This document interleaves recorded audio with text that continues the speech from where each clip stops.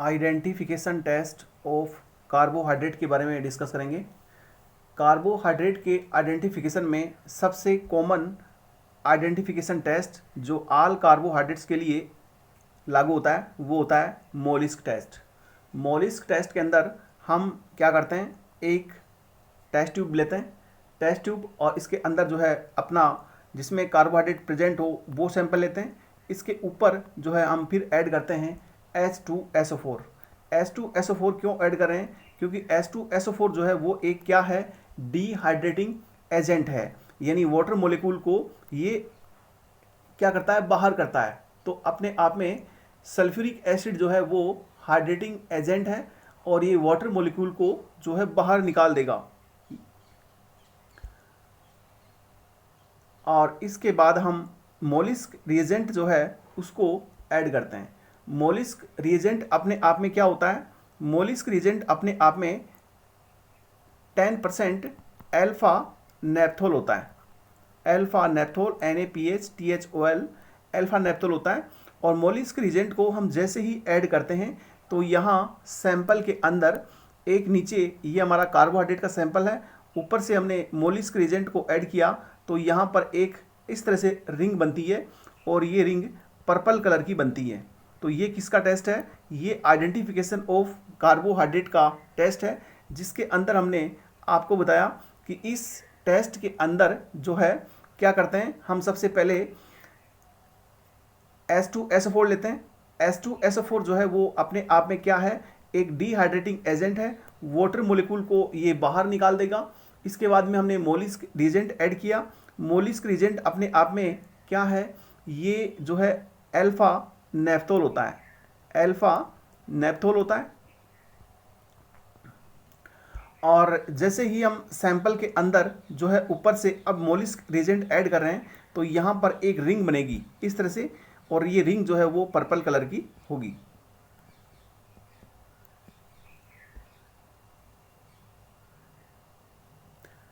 अब है iodine test. Iodine test जो है वो किसका है? ये आइडेंटिफिकेशन ऑफ पॉलीसैकेराइड्स के लिए होता है। ये मैक्सिमम पॉलीसैकेराइड होते हैं वो कोई ना कोई कलर देते हैं आयोडीन के साथ में, बट एक पॉलीसैकेराइड एक एक्सेप्शन है और वो होता है सेलुलोज। सेलुलोज के साथ आयोडीन जो है वो कभी भी कोई कलर नहीं देती, यानी कोई जो है इसके साथ रिएक्शन नहीं करती। और आयोडीन के साथ यदि ग्लाइकोजन हो तो ग्लाइकोजन के साथ यदि हम इसको मिक्स करें तो ग्लाइकोजन जो है वो कैसा रिएक्शन देगी, वो रेड ब्राउन कलर देगी, रेड ब्राउन कलर देगी। और ग्लाइकोजन रेड ब्राउन कलर देगी तो आप इसको याद करें जेब्रा, जेब्रा की स्पेलिंग आप इस तरह से याद करें GBRA। तो आप देखिए जी मीन्स क्या हुआ, स्टार्टिंग में ही टेस्ट है अपना ग्लाइकोजन, ग्लूकोज नहीं करना, glycogen zebra, glycogen zebra G, तो यहाँ कौन सा कलर आएगा, RB, रेड ब्राउन कलर। इस तरह से इस ट्रिक से याद करें। और स्टार्स की यदि हम बात करें तो स्टार जो है वो आयोडीन के साथ कौन सा कलर देती हैं, आयोडीन यानी वो ब्लू कलर देती हैं।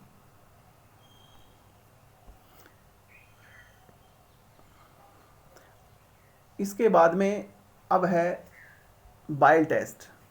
बाइल टेस्ट हम किसके लिए करते हैं? ये टेस्ट फॉर पेंटोज शुगर के लिए अप्लाई होता है, यानी जहाँ पेंटोज शुगर हो वहाँ बाइल टेस्ट पॉजिटिव आएगा। फिर है Benedict test, Fehling test. Fehling test हो या बेनेडिक्ट टेस्ट हो या एक होता है टोमियर टेस्ट। ये तीनों टेस्ट जो होते हैं वो रिड्यूसिंग शुगर के लिए अप्लाई होते हैं। देखो फेसबुक, FB, फेसबुक हम टाइम टाइम पर देखते हैं, और जब हम गाड़ी चलाते हैं, कार चलाते हैं, तो उस टाइम में हमें फेसबुक नहीं देखनी चाहिए। इस तरह से आप इसको ट्रिक से याद करें तो हम कह सकते हैं कि यहाँ फेलिंग, बेनेडिक्ट और एक जो है टोमियर टेस्ट, तीनों ही जो है वो क्या हैं, वो रिड्यूसिंग शुगर को देते हैं। तो आप इसको, कार का मतलब है रिड्यूसिंग शुगर के लिए अप्लाई होता है, इस ट्रिक से इसको याद करें। और रिड्यूसिंग शुगर जो है वो कौन कौन सी होती हैं? देखो ग्लूकोज है, फ्रक्टोज है, और मोनोसैकेराइड की यदि हम बात करें तो मोनोसैकेराइड में कौन कौन होती हैं? GMG यानी ग्लूकोज, मेनोज और गैलेक्टोज, ये सब भी रिड्यूसिंग शुगर होती हैं। और डाइसैकेराइड की बात करें तो वहाँ 3 MLS होती हैं। तो L तो नॉन रिड्यूसिंग शुगर होती हैं और ये रिड्यूसिंग शुगर होती हैं। तो रिड्यूसिंग शुगर डाइसैकेराइड्स में M और L, माल्टोज और लैक्टोज, और यहाँ मोनोसैकेराइड में GMG, और यहाँ ग्लूकोज ऑलरेडी ये है और ये फ्रक्टोज और होगी। तो ये सब क्या है, रिड्यूसिंग शुगर। और रिड्यूसिंग शुगर के साथ जो है फेलिंग टेस्ट, बेनेडिक्ट या टोमियर टेस्ट, तीनों ही जो है वो कैसे आते हैं, वो पॉजिटिव टेस्ट आते हैं। अब हम फेलिंग टेस्ट के बारे में थोड़ा डिस्कस करते हैं। फेलिंग टेस्ट जो है, इसमें फेलिंग सॉल्यूशन दो होते हैं, फेलिंग सॉल्यूशन ए और फेलिंग सॉल्यूशन बी होता है। फेलिंग सॉल्यूशन ए जो है वो कॉपर सल्फेट होता है, CuSO4 कॉपर सल्फेट होता है, जबकि फेलिंग सॉल्यूशन बी जो है उसमें क्या होता है, कास्टिक सोडा NaOH होता है। और कास्टिक सोडा NaOH के साथ में एक जो है वो क्या होता है, साल्ट, रोचेली साल्ट होता है, ROCHELLE, रोचेली साल्ट होता है। और रोचेली साल्ट जो है वो अपने आप में केमिकल फार्मूला क्या होता है इसका, सोडियम पोटेशियम टार्ट्रेट, TARTRATE। तो ये अपने आप में क्या है, सोडियम पोटेशियम टार्ट्रेट होता है।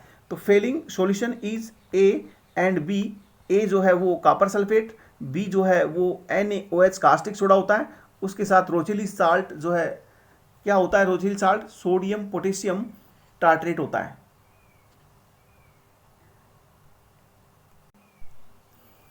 अब है बारफोइड टेस्ट। बारफोइड टेस्ट जो है डिफरेंस करता है बिटवीन मोनोसैकेराइड एंड डाइसैकेराइड। तो बारफोइड टेस्ट जो है वो मोनोसैकेराइड और डाइसैकेराइड में डिफ्रेंशिएट करने के लिए हम काम में लेते हैं। और सेलीवानोव टेस्ट जो है वो difference between glucose and fructose, यानी सेलीवानोव टेस्ट पॉजिटिव वहीं देते हैं जहां पर कीटो ग्रुप प्रेजेंट होते हैं।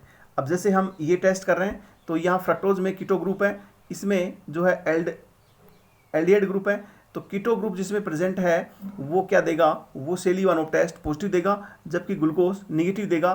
तो इन दोनों को ये डिफ्रेंशिएट कर देगा। इस तरह से हम सेलीवानोव टेस्ट जो है वो कीटो ग्रुप की प्रेजेंस के लिए आइडेंटिफाई करते हैं। और इसके बाद जो है सेलीवानोव टेस्ट जो है हमने किया, और सेलीवानोव टेस्ट का एक मेन रिएजेंट जो काम में लेते हैं वो क्या होता है, वो होता है रिसोरसिनोल। रिसोरसिनोल इस तरह से याद करें, रिसोरसिनोल होता है। और देखिए आप सेलीवानोव एस, इससे पहले क्या है R, PQRS, तो R को याद रखिए पास में। तो सेलीवानोव का रिएजेंट कौन सा होगा, रिसोरसिनोल। इस तरह से हमने O और P की अभी बात की। O और P यानी OP मीन्स होगा ओसाजोन, जो अब हम अभी यहाँ बात करेंगे। ये और ये भी जो है याद करने का सिस्टम होता है। जो ओसाजोन टेस्ट है तो वहाँ पे अपन जो है फेनिल हाइड्रोजन यूज़ करते हैं। तो इसको OP इस तरह से याद करें, P, Q को छोड़ो, Q को कैंसिल करो, और RS। तो आपको ये इनके रिएजेंट जो है वो आपको याद हो जाएंगे।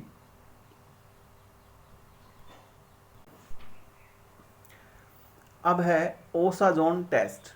ओसाजोन टेस्ट जो है वो हम किसके लिए करते हैं, difference between lactose and maltose.